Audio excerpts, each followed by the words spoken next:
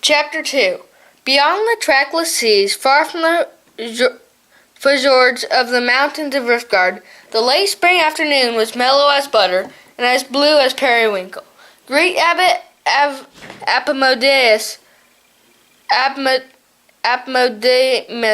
his old companion, Melbourne Grimpe, sat dozing peacefully on the sun-warm ramparts of Redwall Abbey, northeast wall. Somewhere over the treetops of Mossflower, a blackbird warbled its rich, fruity aria to the season. It was hardly a breeze to be felt. Down below, the abbey ground basked still and silent in the Persian noontide. Melbourne was a wood mouse who held the position of healer and recorder of Redwall. She drifted off into a slumber, both eyelids drooping as her chin dropped towards her chest. An admiral butterfly ventured to perch on Melbourne's nose. She brandished it with a twitch of her snout and opened one eye. Any sign of them coming back yet, Appodemus had his eyes closed, but he was not yet asleep. I don't know. Why don't you go and look, Mal? Melbourne opened her other eye, turning her gaze upon the yellow-necked mouse, who was Father Abbot of Redwall. 'Cause I'm only a lowly beast around here. You're the abbot. They're your responsibility. Appomodemus kept her eyes closed, relishing the warmth of the sun upon his ears. 'Tis a powerful position being the abbot of Redwall Abbey. Melbourne considered the statement before replying. Aye, so it is. A slow smile broke on the repose of Appodemus's features. Well, I'm glad you realize that, Mal. I order you to go and look to see the whortleberry gathering party are returning. With a sigh, the healer recorder pushed herself upright, smiling as she shuffled to the battlements. There's a flagrant abuse. That's a flagrant abuse of power, Father Abbot. I'll do your bidding, but I'd like to note, I'm doing it under protest. The Father Abbot opened his eyes and winked at his companion. Protest noted. Now go and look, will you? Turning her back, Melbourne leaned against the battlement. Don't have to look. I can hear him. Listen. Carrying over the still air, voices could be heard, raised in song, young and old alike. All on the days of spring, when flowers do bloom about, we merrily go and sing ho-ho, whortleberries come out. Whortleberry, blayberry, bilberry too. They taste so good to me, my friend, and they must do to you. And yet I say to you now, what isn't in a name? For whortle, bill, or blay, sir, the berry's all the same. We range the forest far, for there's no beast will deny, not is half so good, ho-ho, as a whortleberry pie. Bill, whortle, blay, whortle, bill, all around the woodlands, field or valley or hill, get ready, good old cook, marm, stroke up your oven's fire. A whortleberry pie this eve is my dear heart's desire. Appodemus rose and stretched lazily. We best go down and open the gates if we want any pie for supper. Come on, I'll race you. Melbourne's grip's huge middle shook with laughter. Are you talking to me or just the snail by your footpaw? Race me indeed. We'll soon need to hoist to get us up and down the well steps. The abbot gazed ruefully at his considerable stomach. Oh, for the days when we were dubbins. The two old friends linked paws and shuffled down the broad, red sandstone wall steps, chuttering away to each other. I'll wager that snail could have beaten you easily. Ah, you're right, Mal. We're built for comfort, not speed. Right, and let's get the dignity of our positions to consider. We don't look right, a Father Abbot and a healer recorder, charging about like two frantic frogs. Wandering beneath the vegetable patches and around through the orchard, they came out to the front lawns. Late daffodils, blue milkwort, buttercup, and pink speedywell bordered the soft green grass. Behind them, as they made their way down the gravelled path to the main gate, Redwall Abbey reared high in the dusty rose-hued splendor. Arches, buttresses, bell towers, carved gables, and long stained-glass windows sat square in the center of the abbey grounds and stout outer walls. Appodemus stopped in a moment, turning to cast a fond eye over the ancient structure. Then gripped his friend's paw a little firmer and sighed. I love our abbey, Mal. Sometimes I get up early just to look at it in dawn's light. There's no place like it, is there? Malburn patted his paw fondly. No place at all, App. We're lucky to be living here, very lucky. Between them, the two mice lifted the wooden gate lock bar amid ribald calls outside from the redwallers. Open up, or we'll scoff all these berries. Quick, before we starve to death. Her, you never starving to death we see girt stomach like that, unzer. Her, take a look at yourself, old fatty chaps. The huge oaken doors swung open. Apodemus and Malbon jumped smartly aside as the abbey creatures poured in. Squirrels, mice, moles, hedgehogs, some shrews, 3 otters, and even a large old female hare. All of them carried some form of basket, pail or trug, laden with ripe whortleberries. Abbey babes, or dubbins as they were called, had their paws and faces liberally stained with purplish-blue juice. The abbot shook his head in mock severity at a mole child who was stained from tip to tail. Dear me, Master Ruggum, you look as if you had a busy day. Ruggum explained in a curious mole speech. Oi were doing greatly well, sir, till e rascal Bickle pushed me in a basket of berries, but I ate my way out of them. Bickle, a tiny squirrel maid with a huge bushy tail, tried hard to look a picture of innocence as she defended herself. Father Abbot, Riggum pulled me tail, so I chased him, and he followed into the berries himself by accident. Apodemus could not hide his smile as he replied, By accident! Goodness me, that Ruggum always having accidents. What do you say, Mem Flackery? The fat old female hare who was a nurse to all the Dubbins, pulled off her poke bonnet and fanned her whiskers with it.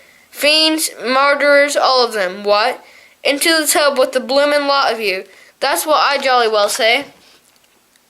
Yells of dismay arose from the Dubbins. Wah, no more tubs, mem. Us'n's only got bathed last night. Oi'll be scrubbed to he shadow if we put oi tub again, marm. Bain't that right, Truffy? Truffy the mouse scowled darkly. They scrubs little ones to death in this habby. Gurgle Brink, the hedgehog cellkeeper, eyed Turfy sternly. You mind keep your manners, young un. A bath will do world to you, and then off to bed with the lot of you. A horrified silence fell over the Dubbins contingent. Then Ruggum raised a clenched paw and shouted the word dab. Immediately little creatures scattered, all yelling, Dab, dab, dab. Mem Flackery grabbed the two nearest ones to stop them escaping. I say, somebody's close the flippin' gates sharpish. Skipper of the Otters was lithe and brawny. He swiftly closed the gates and dropped the gate lock shut. Catching a hog babe by her apron strings, he shook his rudder-like tail in puzzlement. Dab. What's dab supposed to mean, mate? Crickus, the ancient shrew housekeeper, explained. It's those little scamps' latest secret society. Dubbins against bedtime. That's what dab means. They don't like being sent off to bed early. I'll never join 'em. I loves me bed. I'll stay there all season if I could. After a deal of chasing, the Dubbins were rounded up and herded inside the abbey. Mem and Friar Gooch, the abbey squirrel cook, followed them in. I think I'll preserve some of those berries and honey. Mem tried to look crestfallen. Not all of them, Friar. You're going to cook some tonight. Friar Gooch patted her. Don't fret yourself, Marm. I planned some whortleberry sponge puddings with cream and pudding topping. The fat hair nurse's eyes lit up greedily. Oh, my aunt's whiskers, you're a bloomin' toff. Gooch, an absolutely first-rate grub-slinger, what. Beyond the locked abbey gates, Ruggin the bullmaid and Binkle the little squirrel sat in the path giggling. They had evaded capture by nipping out a second before Skipper shut the doors. Her. Skipper almost chopped my tail off in the yon doors. I be most speedy for a mole child, her. Binkle whirled her bushy tail in delight. Us'n's would get bathed and send to early no more. Ruggum sucked juice from a berry he found in the path. Brr, Bick, we sure be cadgered if us'n't be stoppin' out now. Mem be's orful fast for a girt fatty beast. Brickle did not hesitate. She grabbed her friend's paw resolutely. Come on, us run away and live in a woods, Ruggum brightened to the thought of the capital scheme. You'm right, Buck. Them ain't gonna keep us baffing us and sending us up to bed early. We'm old and dead and buried. Paul and Paul, the two Dubbins, trotted off north to the path, cutting off east into Mossflower Woodland and making plans for a marvelous life that lay ahead of them. We live up in a tree and eat apples and anything. Boy, okay, us will, and we never get ye bathed or even lick a wash. Us'n just play and play, all day and all night long. He he he. Brr, them big uns be very sad us'n's gone. Ha! Now they'll have to bath each other and go to bed early. That'll teach 'em me lessons. Spring evening time threaded crimson gold and lavender rays through the leafy woodland canopy. Days last long shadows darkened Redwall's lawns, shading the grass to a rich emerald carpet. Single notes and trills of nightingales echoed from the abbey orchard, serenading the common darkness. Gooch and her trusty assistant cook, a young woman named Furl, checked the rows of earthenware basins as they loaded up a trolley in the kitchens. Both were satisfied that the whortleberry puddings were made perfect in every respect. Formal Redwall's traditional mole eater stood by his trolley, button nose a-quiver as a delicious aroma from the basins. Furl chuckled at the look of bliss upon his face. "Your huncle, I'll help 'ee load yon trolley afore you snout be fallen off in delight." Formal patted his niece's paw fondly. "You'm a good and kind mole, Furl. Thank ye greatly, my dearie." Redwall had two dining rooms, the great hall, which was used for large feasts and special occasions, and Cavern Hole, a smaller and more comfortable chamber. Abbot Apodemus took his seat in Cavern Hole, alongside Girdle Sprink. Rubbing his paws in anticipation, the cellar hog remarked, "I'll wager in less than a score of days 'twill be light and warm enough to take our evening meals out into the orchard." Apodemus watched Redwallers seating themselves. "Aye, summer will come soon upon us, Girdle. Oh, look out! Here comes trouble. Don't they look nice and clean?" Straight from the bathtubs, a horde of Dubbins in clean smocks came dashing in to claim their favorite places at the table. Ma'am, Sister Vernal, and Melbourne shepherded them in, issuing caution and tried to keep in order. "Don't run. What have you been told about running, eh? Walk nice and slow. That includes you, Turfy.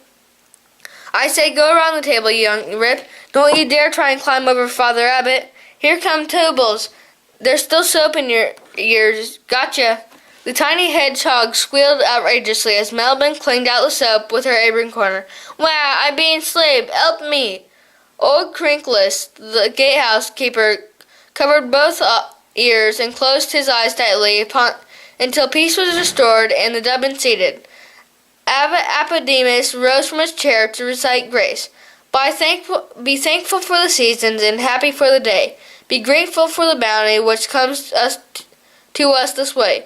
Good food from the earth is grown and brought to our table by honest toil and labor. Let's eat whilst we are able. The silence was broken by Turfy, the mouse banging his spoon upon the table and roaring, Where am me pudding?"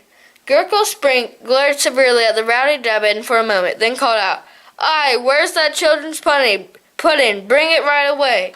Amid hoots of laughter, the pudding was served. Halfway through the meal, Skipper Waters was pouring out dandelion cordial for some of the little ones when he glanced around and scratched his rudder. "Where's be little Ruggum and Binkle? Any be seen 'em?" Sister Vernal looked at Mem. "I can't recall bathing them. Can you, Mem?" "Not really. I say Melbourne old thing. Did you scrub those two rascals, Wat?" Melbourne tapped her paw against her chin thoughtfully. "No, Mom, but I recall we had 2 clean smocks left over when we dressed the Dubbins. I thought they were extras." The abbot addressed the other Dubbins, who were spooning in whortleberry pudding and swigging cordial, as they had survived a 10-season famine. "Did any of you see Ruggum or Binkle this evening?" Formal murmured in the abbot's ear, "No use asking these infants. They busy heatin' puddin's." Mem Flackery chuckled dryly. "Indeed they are, old scout. you'd get more sense out of pudding than those ravenous scoundrels. Look at them eat." Gooch and Furl went and took a quick look around the kitchens. 2 missing Dubbins were nowhere to be seen. Old Prinkless shrugged his narrow shoulders. They've probably pinched a couple of puddings for themselves and gone off to eat without getting baths first. Apodemus was inclined to agree with him. "That's right. They'll turn up sooner or later. I'll wager they're snoozing in some quiet corner. If any beast would find them, I'd be grateful if you bring them both up to my room. I intend to have a severe word or two with Master Ruggum and Miss Binkle." Out in Mossflower Woods, darkness had descended. Moon shadows and drifting breezes created an eerie pattern through the leafy tree canopy. Somewhere an owl hooted, and a night deer's churring staccato rent the woodlands. Ruggum and Binkle huddled in a shelter of a fallen beech tree. Both were cold, hungry, and frightened little creatures. "You're Binkle? I'm thinking it'd be time to go home." Binkle was of the same mind as her mole friend. "Me want to go home too. But men be shouting at us and send us to beds with no puddings. Me still want to go home, though. Yer tell us to go right now, and you be know a way, Burkle. I not know a way. You said you knowed. Heard, you Gert Fibber. I never said I knowed e way." They looked at one another as they chorused aloud, "Wah! Where's lost?"